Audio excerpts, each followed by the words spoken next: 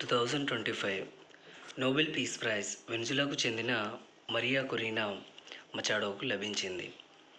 Maria Corina మచాడోకు ప్రజలకు ప్రజాస్వామ్య హక్కులను ప్రోత్సహించడంలో ఆమె టైర్లెస్ వర్క్, అవిశ్రాంత కృషి మరియు నియంతృత్వం నుండి ప్రజాస్వామ్యానికి న్యాయమైన అలాగే శాంతియుత ప్రవర్తనను సాధించడానికి ఆమె చేసిన పోరాటానికి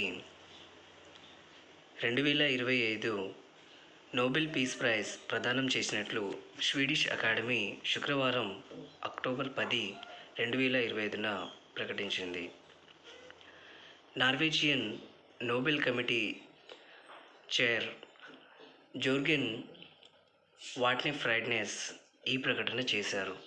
లాస్ట్ ఇయర్ శ్రీమతి మచాడో అజ్ఞాతంలో జీవించవలసి వచ్చింది.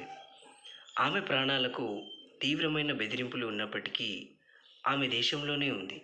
లక్షలాది మందికి స్ఫూర్తినిచ్చిన ఎంపిక.